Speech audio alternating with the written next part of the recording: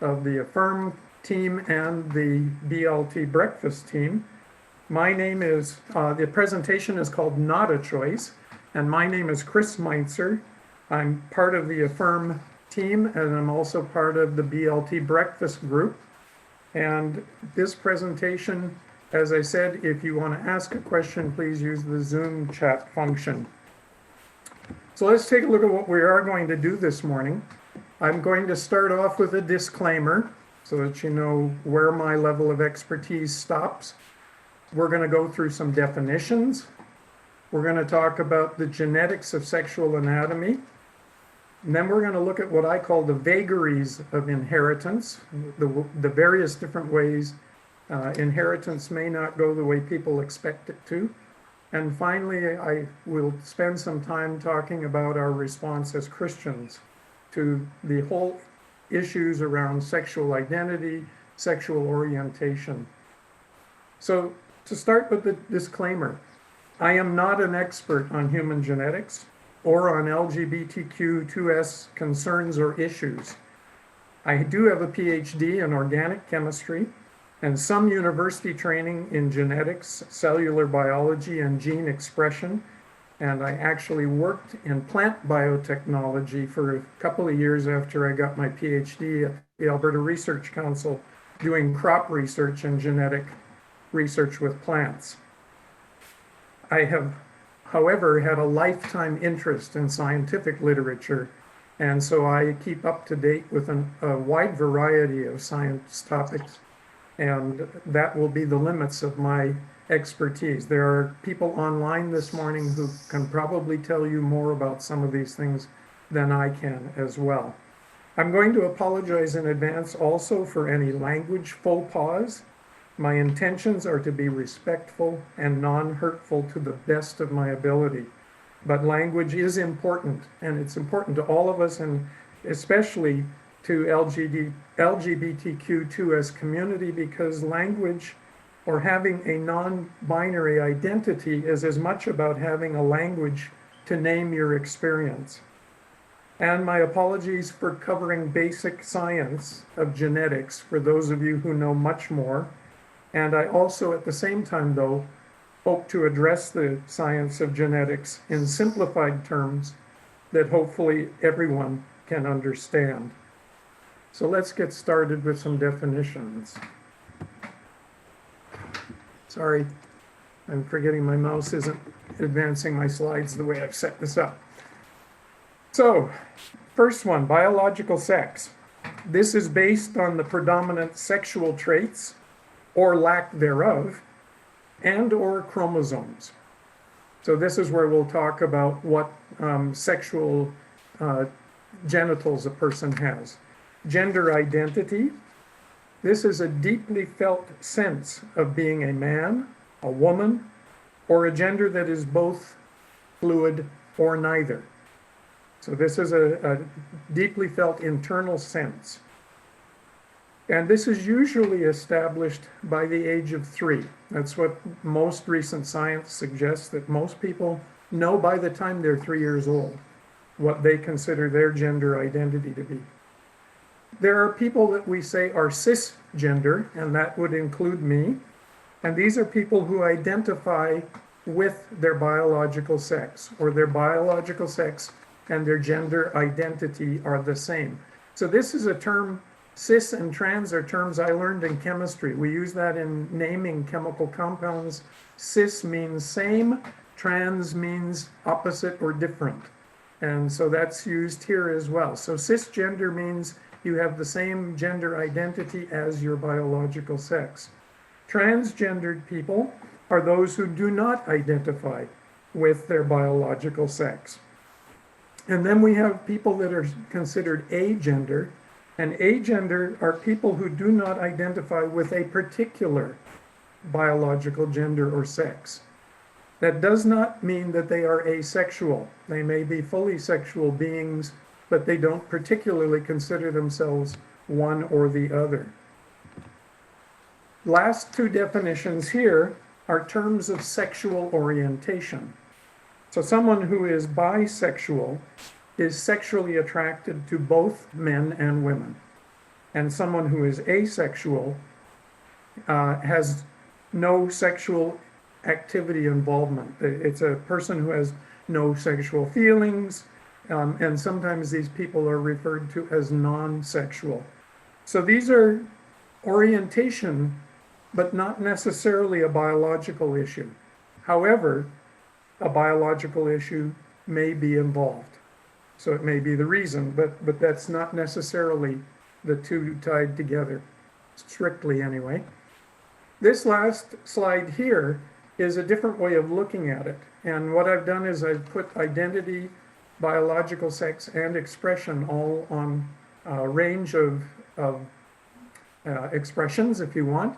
And so at the top with gender identity, you have on the left people who clearly believe they are women. So this person is a woman in every way they can consider themselves.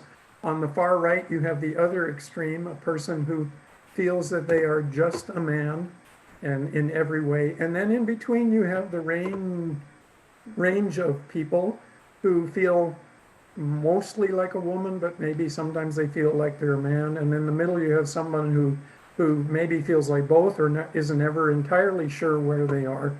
But this is gender identity. So as I said, this is a deep internal sense of who you are. Biological sex, we're now talking about genitals, and there are people who are clearly female because they have female genitals. There are people who are clearly male because they have male genitals.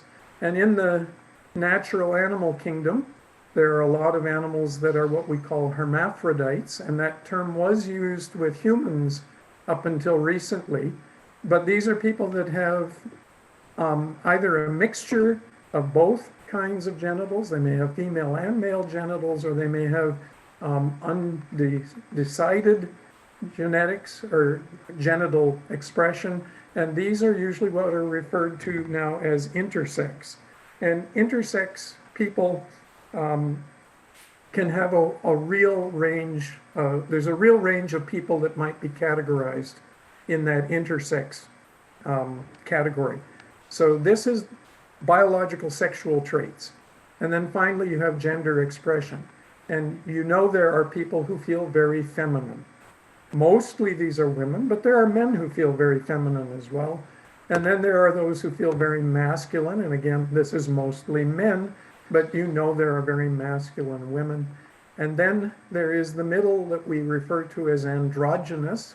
And these are people who feel they are both for one or the other at different times in their life. And this is also would be referred to as a non-traditional gender expression. Although I think that kind of terminology starts to other people when we use that. So that's a general summary here. I don't know if it makes it clearer or more complicated, but for whatever reason, to me, it really appeals. And this is not my own. I got this from another publication. So this hopefully is not a big surprise to anybody, and we'll go through this quite quickly. What do we mean by a sexually male adult? They have minimal facial hair. Sorry, I advanced my slide somehow here.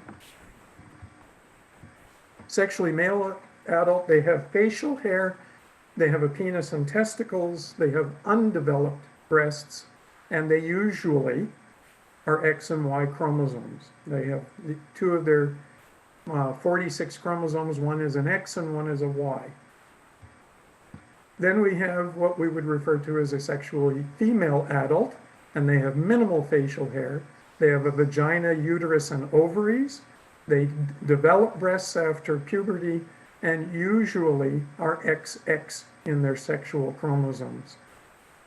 So let's move on then to what I'm calling a genetic primer. And again, as I said, for those of you who know all of this, my apologies. And for those of you who are new to genetics, I'm hopefully going to do this at a level that anyone can understand. So what do we mean by a chromosome? This is what we would call the macro form of DNA in cells. DNA is a chemical. It is too tiny to see even with a light microscope. DNA can be visualized with some electron microscope methods and systems, but it's too tiny to see in a cell when you put it under a microscope. But we can see chromosomes, especially if you choose the right cells. Chromosomes can be very big. And what it is the DNA is coiled up and wound, and it's got proteins like histones in with it. And it gets big enough when you wind it up tight enough to be visible with a light microscope. So this is what we can actually see in a cell if we look at it. And it is DNA, but the DNA that would otherwise be kilometers long and never fit inside a human cell is wound up so tightly that it looks big enough that we can see it. And humans have 23 pairs of chromosomes. We get one set of each chromosome from our mother, and we get another set of each chromosome from our father, and when they pair up, we have 23 pairs. What then is a gene? Well, there are about 30,000 genes in the human genome across all 23 pairs of chromosomes, and they are a portion of a chromosome that is associated with a specific protein. All genes that we know of code for proteins. They are the instructions that tells your cell how to make a protein that you need in your body. So these are things like enzymes that help you metabolize your food, digest your food, do all of the chemistry that has to happen in your cells to give you energy, keep you healthy, fight disease. And they are also what are called connective tissue, or what we think of more commonly as muscle, and that's protein as well. And all of those proteins are coded on our chromosomes. Now, because it also makes enzymes, they can make other chemicals like carbohydrates, sugars, fats, that kind of stuff. But none of the sugars and fats and things like that are coded in the genes, only proteins. Then finally, the X and the Y chromosomes, which we know determine biological sex, have genes associated with sexual expression. And in the one in particular I'm going to talk about is the SRY gene. This is the sex determining region Y gene. It's found typically on the Y chromosome, and it's the sex determining region. And this gene, when it's on the Y chromosome and turns on appropriately, causes what are called protogonads. These are cell clusters in a fetus that will eventually become either testes or ovaries. Well, when the SRY gene turns on, it causes the protogonads to become testes. If that gene is not turned on, the protogonads go on to be ovaries. And that's why if that gene isn't present, everybody is a female. When the gene turns on, the protogonads become testes. They start excreting testosterone and other male hormones called androgens, and those cause testicles, prostate, scrotum, and penis to form. And that happens in the first 2 months or the first 8 weeks of the fetal growth inside the womb. And that's what makes the fetus turn into a male. So we'll get back to that. And one other thing I should mention is at that 8-week period, the testosterone also gets converted to something called DHT. DHT stands for dihydroxytestosterone. You're getting some chemistry here from your resident chemist. The dihydroxytestosterone is a very potent male hormone, and at 8 weeks, it's necessary for all of these transformations to the male genitalia to happen. Here's just a pictorial description of what we're talking about. So in the top left here, you have a cell, and the cell has the top cut off. For whatever reason, the person who did this diagram made it look like a mouse to me, but it's actually a cell. And the top is cut off, so you can see this circular thing in the middle called the nucleus. Down inside the nucleus now, they've cut the top of it off, and you can see inside this blue-gray area.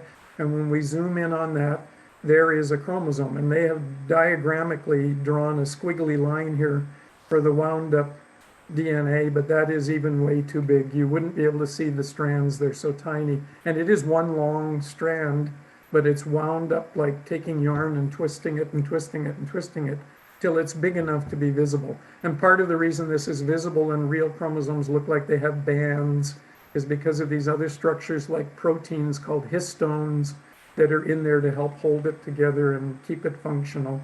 And if you zoomed into the chemical level, and this is not a chemical structure but a representation, you see the traditional double helix DNA structure that we talk about. There's a sugar phosphate backbone by this gray strip, and there are what are called base pairs, cytosine, guanosine, adenosine, and thymine, that are represented in red, yellow, blue, and green. And these are the pairings that the cell's biological mechanism can read and turn that pattern into a pattern of amino acids that becomes the protein structure that's important.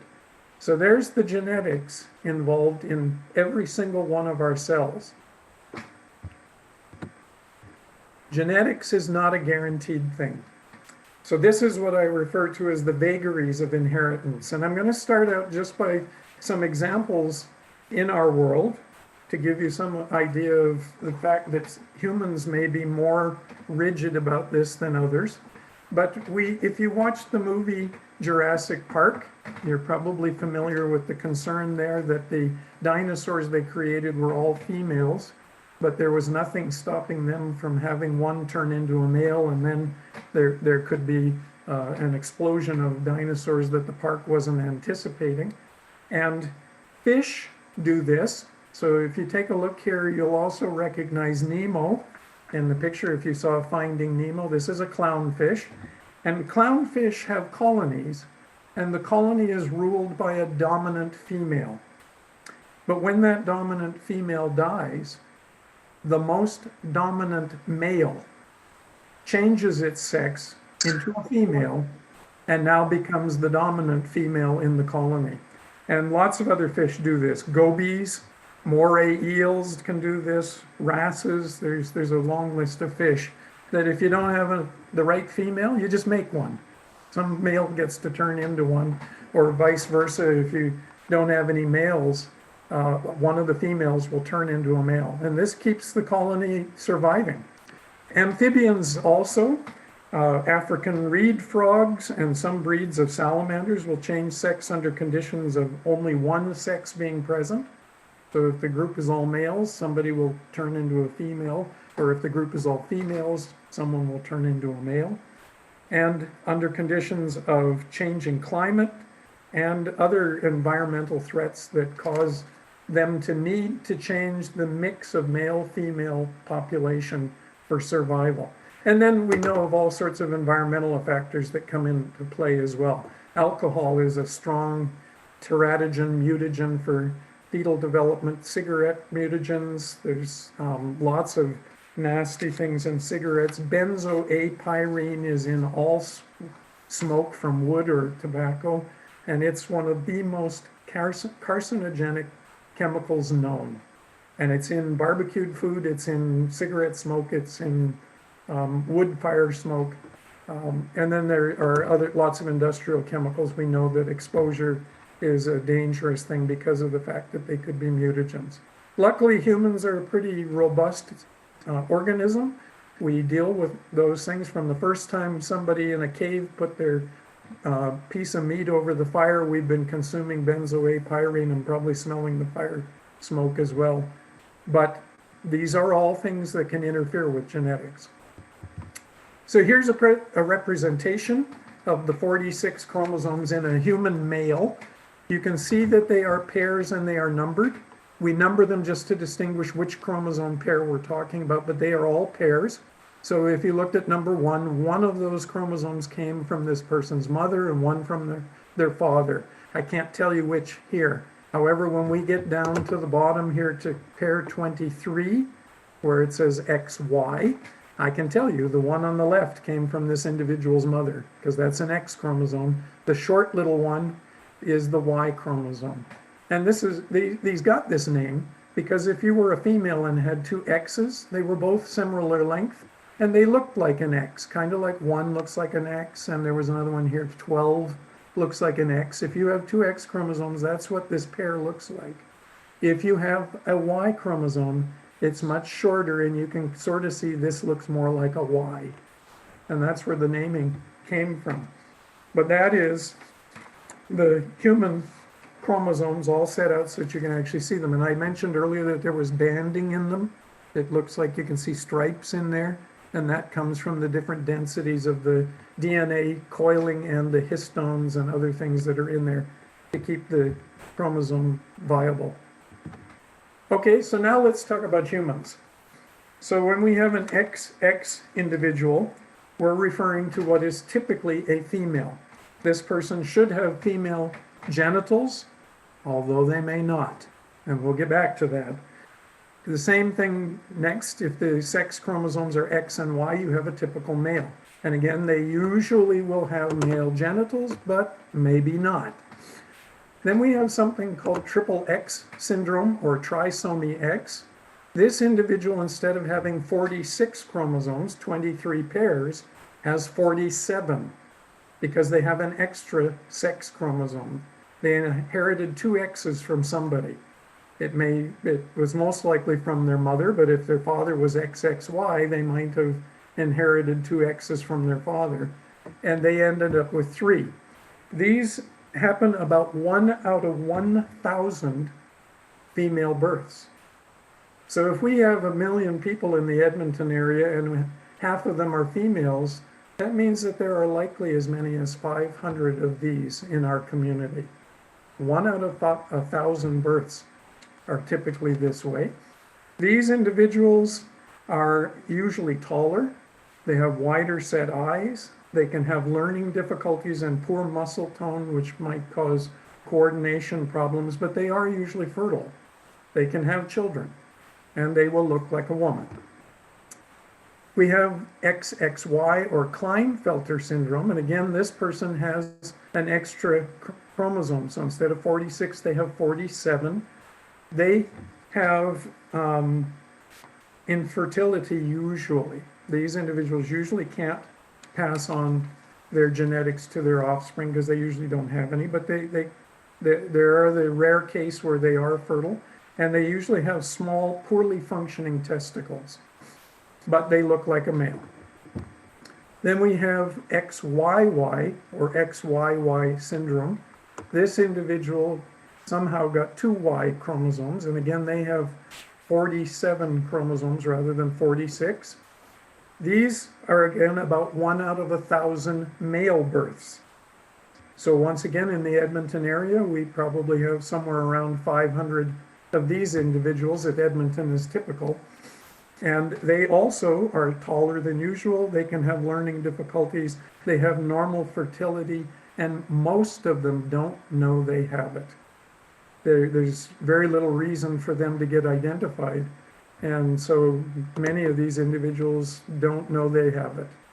And then there are many other examples. I'm not going to go through all of them. I'll mention a couple. You can be XXYY, and that means you have 48 chromosomes. You got double everything. This is particularly rare, 1 out of 18,000 male births. But again, if there's 500,000 males in the Edmonton area, there might be 25 of these individuals in our community. And there's also what's called XXXX or tetrasomy X. Tetra means 4. And they also have 48 chromosomes. This is very rare. And these individuals have some fertility problems and learning disabilities. One last thing out of all of this, you only need 1 Y to be a male. If you have any number of Y chromosomes, you will appear male, and that's because that SRY gene will turn on and you will develop male genitalia in the womb. If to be female, you have to be all X. And as long as they're all X, you will usually appear to be female.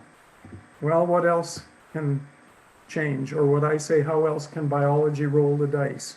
And here's where I think it gets really interesting. You can have an XY individual who has female genitalia and is a functioning female. They can be fertile, they can be female in every way except that their chromosomes are XY. And that would mean that their brain cells are XY as well.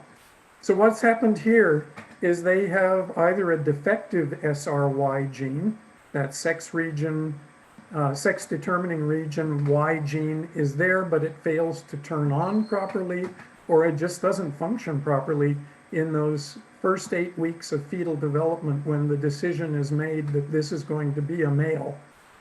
So because it doesn't turn on, the protogonads go on to be ovaries. They secrete female hormones that causes a uterus and a vagina to develop, and at puberty breasts develop, and this person is physically a woman. But their cells are XY if you do a genetic test. You can have the same thing happen with an XX individual. In this case, the SRY gene turns on erroneously during fetal development. It's there and turns on, or it shouldn't be there, but it is. And so that set of hormones starts to affect the protogonads. They turn into testes. The testosterone and the dihydroxytestosterone causes the prostate to form, a scrotum and a penis, and this person develops male genitalia. Again, if you test their cells genetically, they are an XX individual. So there's two situations where you have people who do not look like their chromosomes say they should. And then you have what's called complete androgen insensitivity syndrome. That's the CAIS syndrome. This person does have the SRY gene. It's an XY individual. The SRY gene is there. It turns on, and none of their cells respond to the male hormones. So because the cells don't respond, they go on to turn into female genitalia. And you have, again, an individual who is XY, but looks like a woman. Now, the question comes, is there a female and male brain? Because I mentioned that this person, their brain cells would be XY cells. And there is some evidence that there are physical measures that correlate. I don't think anybody has really proven or decided that there is a male brain and a female brain from the genetic perspective. But there are some physical measures. Brain tissue density and the size of the hypothalamus correlates to male or female, but not entirely. There's still a range of values is true. But as we learn more, maybe we will find out that if you're an XY brain, you think you're a man. And if that's true, you now have a man who has female genital features, or you now have a woman who has male genital features. And I don't think that was a choice. There's an example in the Dominican Republic, and this is only here because it's an example. There's nothing special about it. It's an example that's almost exclusively limited to individuals in the Dominican Republic. I don't know how to say this. I'm going to say it as if it's Italian, gueva dolce, and it means penis at 12. And what happens in the Dominican Republic, and this is a small portion of the population, but they're almost all in the Dominican Republic, is little girls at puberty turn into boys. Literally. Their genitals change. So what's happened here is that these individuals, we now know, lack an enzyme that turns testosterone into DHT. This is that dihydroxytestosterone that I said was a very potent male hormone at 8 weeks gestation. So at 8 weeks, when the testes are supposed to be turning into testicles and a scrotum and a prostate and a penis, that fails to happen. But at puberty, all you need for that to happen is a surge in testosterone. You don't need DHT anymore. For whatever reason, DHT is only needed at the 8-week gestation period for the fetus. So at puberty, these individuals, because they have testes inside them, they start to release huge amounts of testosterone and they turn into boys. And in the past, some of these individuals actually had to prove their masculinity in rituals often involving blades. So I don't know what that means by when they say blades, but I assume knives and axes and stuff like that. So this is an example where it's so common that there were actually cultural rituals starting to develop around it. Nowadays, because it's common enough in the Dominican Republic, I believe they must do genetic screening because they say most of these individuals are now identified at birth. I have a question here. Judy just passed a question on to me. We're going to back up one slide. So back to the discussion about X individuals that are male in appearance and XY individuals that are female. And the question was, isn't brain density determined by early childhood experiences? So I don't know exactly what I'm being asked there. I'm talking about tissue density. If you take the brain and you put it on a scale, how much it weighs for its volume. And there is some relation between male brains being a certain density range and female brains. And the evidence as far as fetal development is that sexual genitalia is determined in the first 2 months or first 8 weeks, and brain development tends to differentiate in the last 4 to 5 months. So the issue there is that those are conditions of very different conditions of hormones, conditions of other chemicals, maybe the medicine that the mother might be taking, that kind of thing. And because of that, there is a fairly good piece of evidence that the brains may develop differently at that stage. So I'm sorry, I don't know if I answered that question or not. And it may just be a question about what did I mean by brain density. But when I said brain density, I was talking about how much the brain weighs for its volume, grams per liter if you want. And that there is that distinction. And then the other one, as I mentioned as well, is the size of the hypothalamus is another correlation to male versus female brains. But even still, there's a range.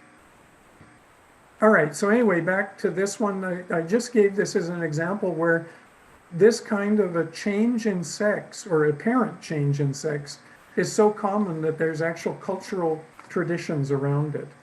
And so, you know, in North America, we might think that this is not something that happens, but that's because we don't live where it does happen. Then I want to talk briefly about what I mentioned earlier called intersex, or in the animal kingdom, it's referred to as hermaphroditism.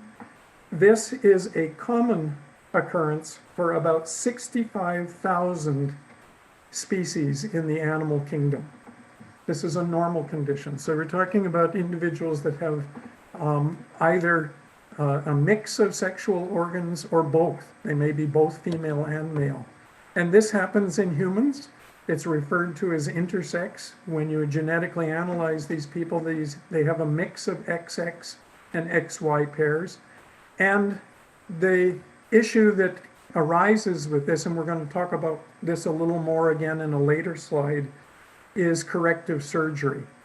Because if they have ambiguous genitalia, there can be a issue about whether or not they should be made into a boy or into a girl exclusively.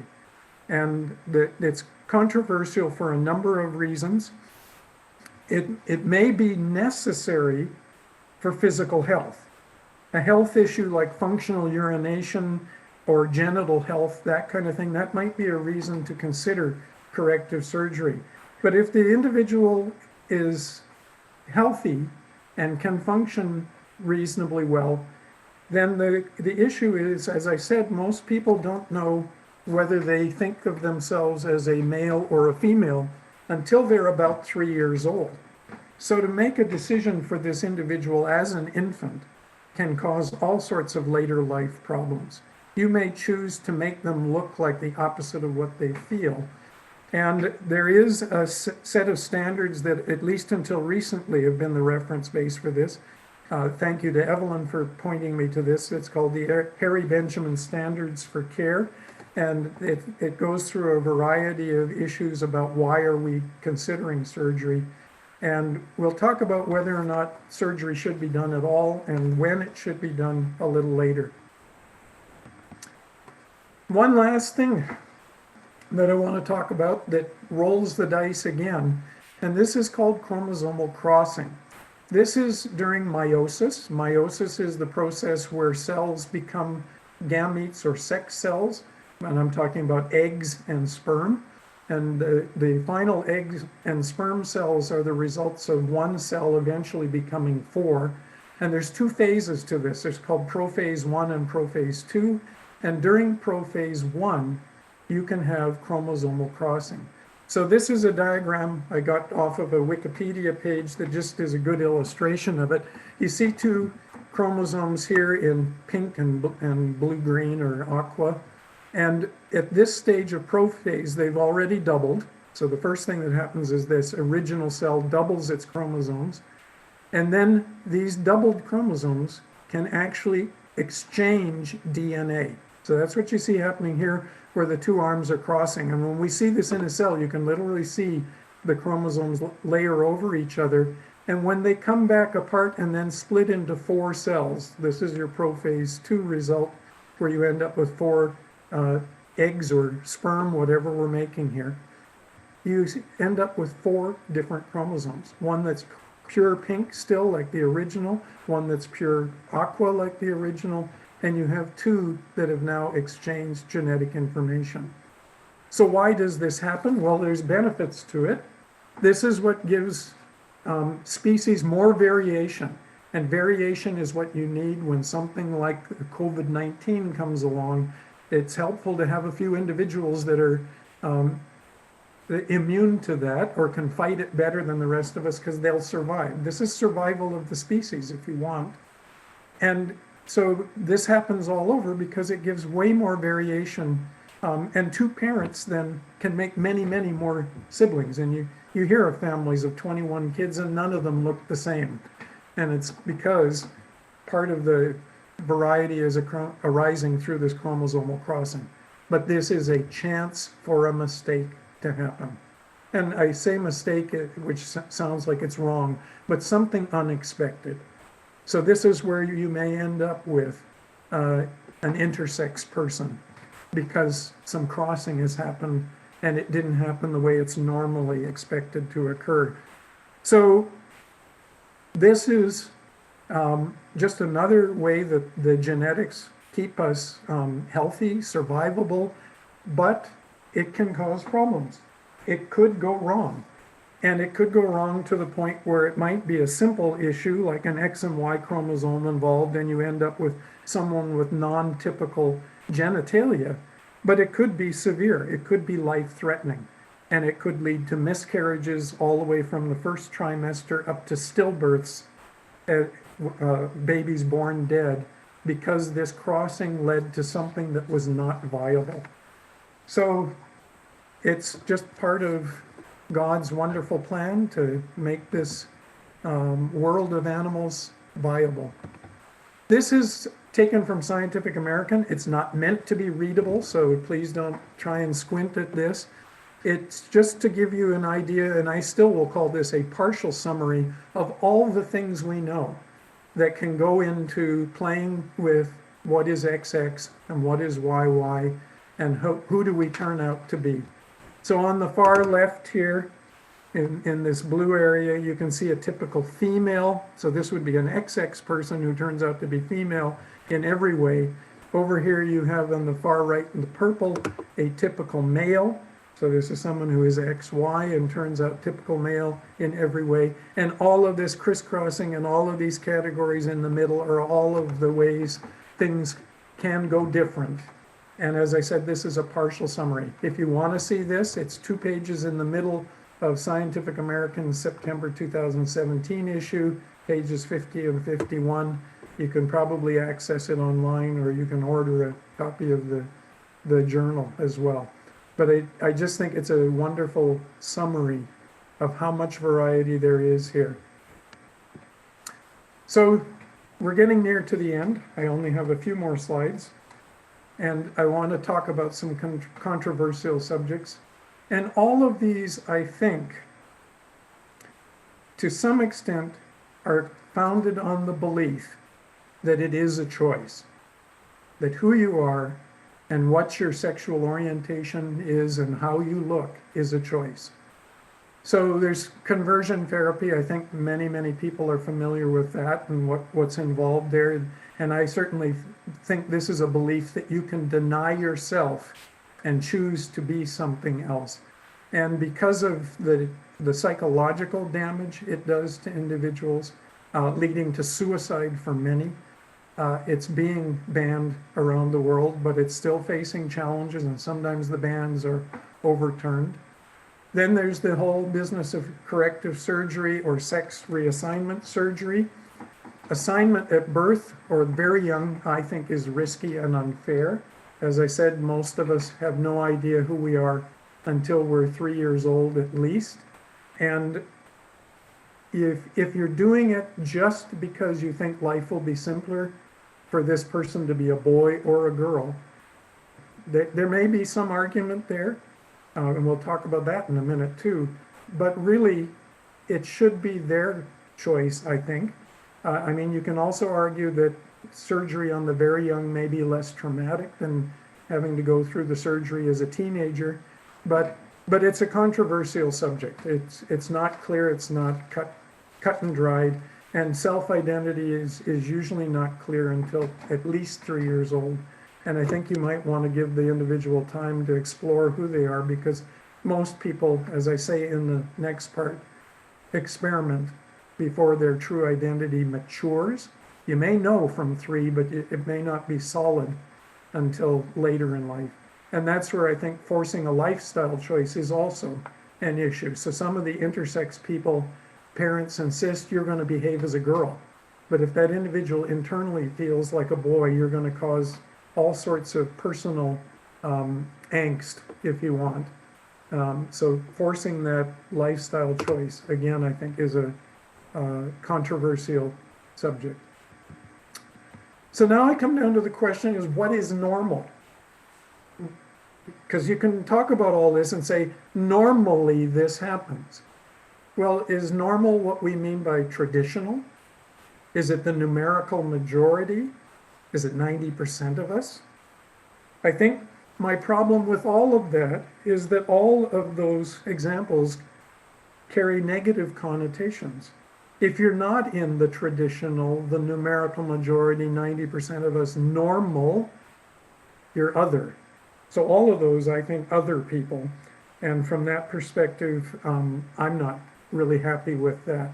And ultimately, my real question is, why does it matter? If you believe that God created our universe and God said that it is good, don't we have to believe that there is goodness and beauty in diversity? What is God trying to teach us about acceptance and love? And I think the world slowly is trying to catch up to God. I talked about that in my one meditation this summer about catching up to God. Individuals born since 1990, at least in the Western world, when they do surveys with people born since 1990, a greater number of them than our older generation think of gender as non-binary. At least half of them consider gender to be a spectrum.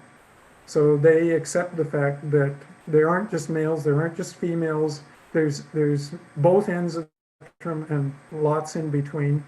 And about 6% of them consider themselves to be gender fluid, androgynous, or some other non-binary term. So I think in the Western world, we're working our way towards that. And how then do we respond faithful to Christ? Being cis or binary is easy. And I'll give myself as an example. Being a cis male, I'm a male genitalia and I'm a male internally. I believe I'm a man and there's never been any doubt in my mind. And being on that one end, shopping for clothes is simpler. What sport team I might join or play, I don't have to argue my way on other than by my skill. Getting a passport is simpler. The pronouns that are used, I like him and he. There's no question, I'm a male. And even the choice of a restroom. I know which one of those symbols is mine. I know which one I'll be accepted in and never questioned. Why are you here? But when you're transgendered, I think even just going to a public washroom is a daily exercise in our society. So I'm going to come down to my very final comments. This has been a taste of what we know today.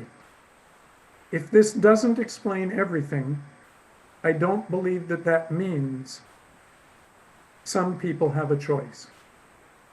It means we have more to discover and learn. At the end of the 1800s, scientists were having serious discussions about whether or not we had learned everything there was to learn, and was there anything else to learn, and would they soon be out of a job?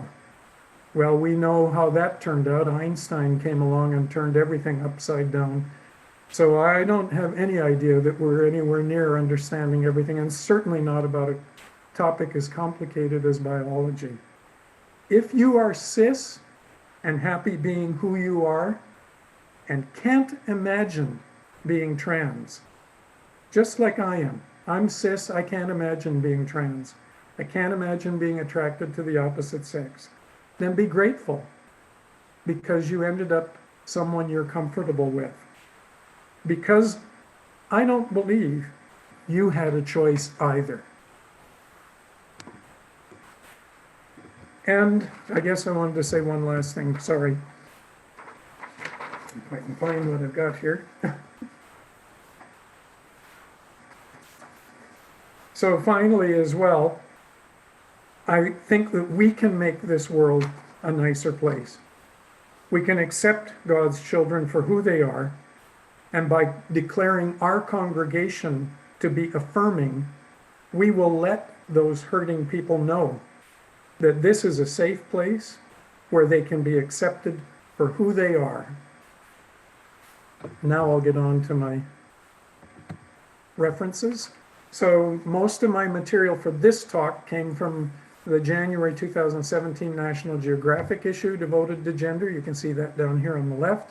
And the September 2017 Scientific American issue devoted to gender issues. It's called Not a Woman's Issue because it also deals with how men and women should be dealt with differently in our medical system. And then I used Wikipedia for a lot of the images you saw. I got Nemo from there, and because Wikipedia is what's called Creative Commons. It's open public domain imagery and not copyrighted, although I tried to reference things as we went along. And then I have as well some thank yous. I would like to thank my wife, Judy, for all of her good advice and her technical help this morning. She was monitoring the chat line and recording our session today. I would like to thank Evelyn Porter, who reviewed all my slides, gave me good advice, and helped me walk more carefully along the road of political correctness. And finally, I would like to thank all of you for being a generous audience this morning.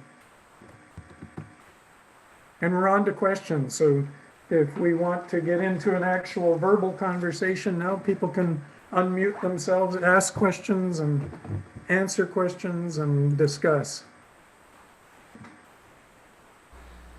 Do you want to put on your full screen, like quit sharing? I can quit sharing, but if people want to see a slide, I'll have to go back into them. So I will stop sharing for now, but we may have to throw it back up on the screen.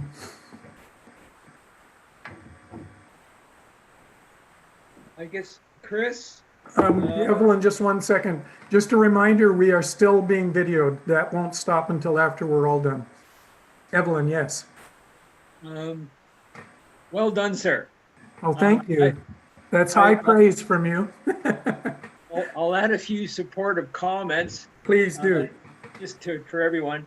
You will have noted that Chris's slides provided a great picture of the spectrum, if you will.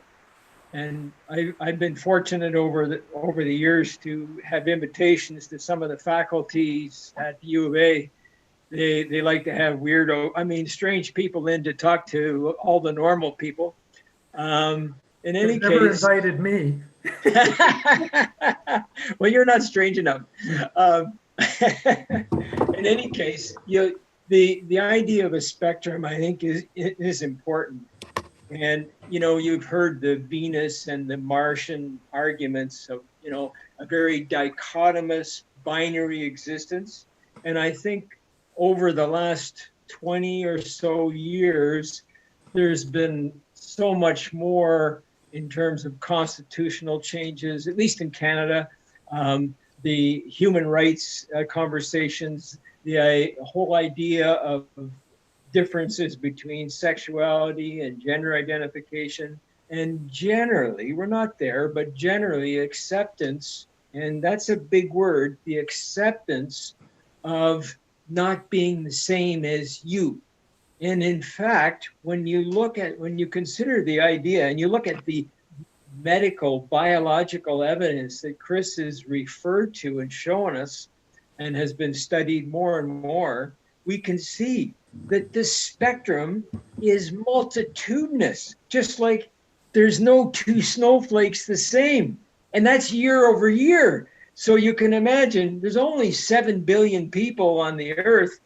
Nobody's the same.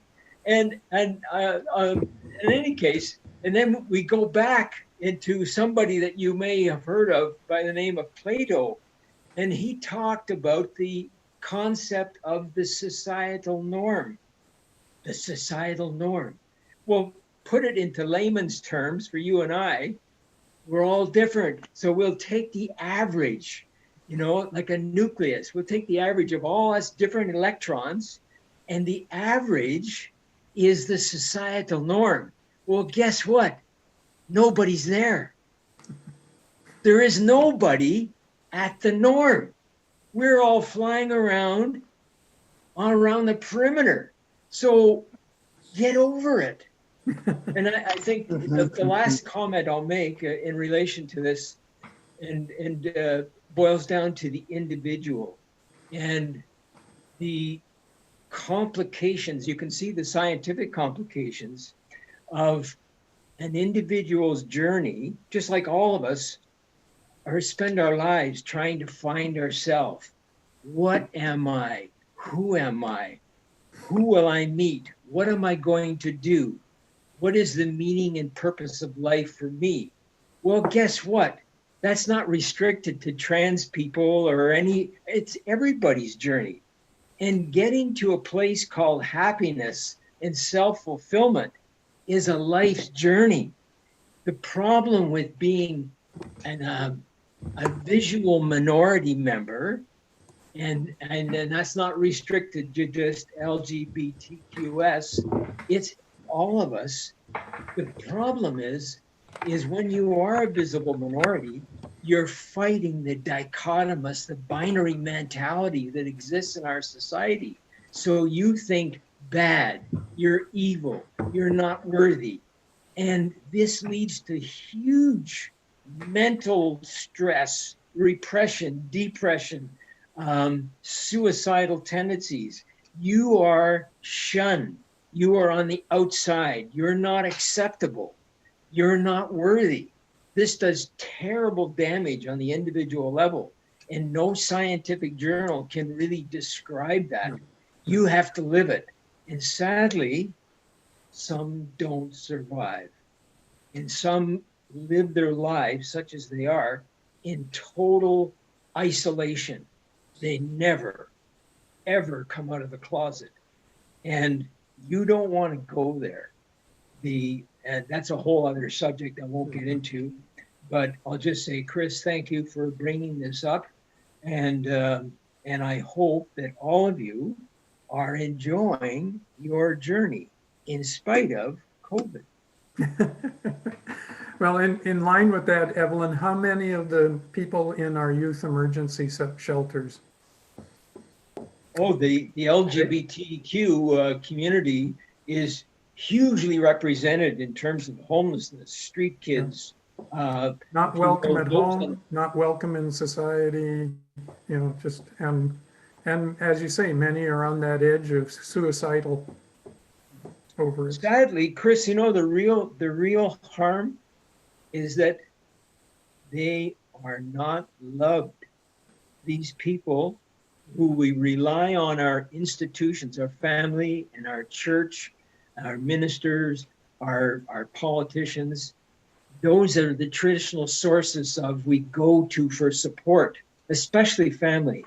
And when you're rejected at that fundamental level, the damage, the stress, um, it's way over the top. It's the damage is, like I say, lots don't make it, and they live forever on the perimeter, like a leper colony. Somebody say something. I don't mean to be too Anyone negative. else?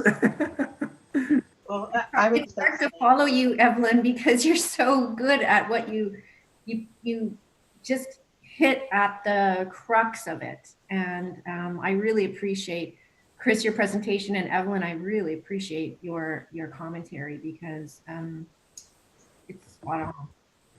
Well, I guess thank you, Sandra. I think, like my criticisms of Chris, and I said, you've got to make this user friendly. It's too analytical.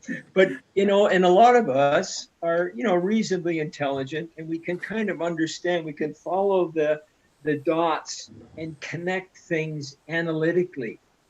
But to understand the psychological journey of the individual, and that's true for all of us. We're all going on this psychological journey.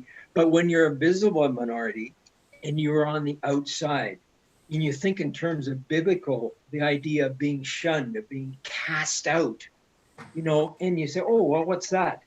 But when you live being shunned and cast out, all of a sudden, that biblical term is a big deal. And none of us I can't appreciate your journey or anyone else's. I can listen, I can appreciate, but do I know what it's like to walk your mile? But can I be compassionate and accepting and considerate? Can I hold your hand and at least listen to you express and live your journey? Is that really a big job? It's really a huge job. But today we are so wrapped up with the concept of me Inc.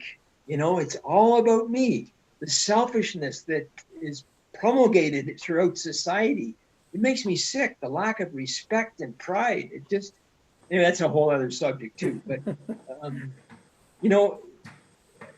that's what's so nice about the affirming concept, and is coming together as community, and really it's an extension of a family. It's being loved, knowing that hey, I care for you and you care for me, and you don't have to go crazy about it, but it's that does something inside when you come out of the closet, whatever that may be, and people say, Kathy, Sandra, Vicky, I love you the way you are. And when you're LGBT or whatever, and somebody says, and they just say, hi, Evelyn, use the right pronoun. And then they hold the door for you. And you just say, wow, you can't imagine how elevating that is. Inside, it's just like, and when somebody says he or other stuff, and I won't get into that, that just destroys you. And it would be anytime like when we criticize each other, if we criticize, say, something we say or an action, you say, okay. But when we criticize the fundamental being, they criticize you for being you. That's a killer. It just, we all are impacted. Rejection is a terrible thing. And when you're a visible minority, rejection really well. But acceptance is, I think we all need to work on acceptance. I mean, I have my prejudices like we all do. And it's a journey. It's constant. It's just like we have to keep working at it. And like I tell kids, and I said, the biggest investment you're going to make in your life is you. And, I say, what are you doing? There's 24 hours in a day. What are you doing with them? Have you invested anything in your most important thing, if you will, yourself. And you get them now, whether they're busy on their phone or they're looking at TV or they're whatever, wasting time. They're worried about the weather or the football score. And I think it was John Lennon. You know, there's some, and I'm all of you all know the line better than me, but we're coming up to Christmas. It's the end of the year, and what did I do? You know, what did I accomplish? You know, over the year, I forget the nature of the song, but it's really, to me, it's very deep. And you say, all right, did I do anything? Did I invest in me? Did I invest in service? Did I invest in care? Did I invest in love? You know, and it's what's really important, because we spend so much time, like today. I don't mean just today. I mean these days. There's so many distractions which confuse us, which cause us a lot of angst. And when you really look at it, it's all spam. It's just wipe it all away. Like take the phones away, pull the plug out of the wall, and say, what's really important? And it's a sad thing, but you've seen the commercials about, you know, those of you who are old enough to buy Afra, and all this. The woman holding her child in Africa, and they have nothing except what you see. And that picture says it all. They have all they need. They could stand more food. They can likely stand more love. But what is really important, and when all else, this COVID thing is brought out, it is what's really important is love in each other. And that is really what Affirm is all about. I'll be quiet. Well, and some people say, we're a nice congregation, we agree we're going to treat everybody nicely. Why do we have to wave a flag and identify ourselves as Affirm? But what you don't understand is when you don't know if a church is friendly, will accept you for who you are, that Affirm designation is to tell people, come on in, we're going to treat you a certain way. And they don't know until they walk in the door. And maybe they've been hurt enough times that I'm not taking another chance on another United Church that may or may not do what I think they do. But when we say Affirm, we made a commitment that they're supposed to be able to trust. On that, unless anybody else has any other comments, because we're over the time. But I want to thank Chris and Evelyn both. Oh, sorry, Vicky. Yes? One comment, please. Yes. Be quick. I'm Alright, not going anywhere, and this Zoom won't stop. So we'll let Okay. Vicky say what she wants, but go ahead, Lucia. I just wanted to say, I think we can't underestimate the value of education and educating ourselves, because we all agree that, oh yeah, we want to love each other, and we are this denomination, this congregation, and we're going to be, loving towards each other. But I think we don't quite, well, I certainly didn't quite appreciate the nuances that come with all this. And I thank you for this opportunity to actually, enhance my education. And if we could all do more of this, then we really get to understand each other's shoes better. Thank you. You're very welcome. I obviously believe in education. I think I spent my career educating people. Go ahead, Thank Vicky. you. Okay, thank you, Lucia. This has been very informative for me, as I think it has been for everybody else. Just the idea of being very clear in that it is not a choice. And to have the perspective that Evelyn brings to all of this as well is fantastic. Recently, it's amazing how during COVID you read everything and anything. And one was a book of quotes, and it brought me back to something that had come up in a Bible study, actually, or a book study, which was, if you were to write down a list of all the things you love in this time, how far down the list is your name? And I think that with Affirm, we bring our own names, but we bring the other names of everybody else up with us. So on behalf of the Affirm team, on behalf of the congregation, Chris, thank you very, very much for bringing this forward at such an important time in our You're congregation. welcome. And as I said, the Zoom has no end to it. It's Judy's account, and we can go as long as people want to visit. But you also have other things to do today, so don't feel obliged to stay on. You can come and go as you need to. Well, I've got to go and get some shopping done. So I'm going to mask up and hit the outdoors. Love you all. Take care. Thank you And, for your help, Ev. Have a great day. Thanks, Ethan. You too. Thanks all. Thank you all. God bless. Thank you, everyone. Lovely to see everyone. Thank you so much, Chris. You put so much work into this. Thank you so much. Yeah, thank you. It was really, really amazing.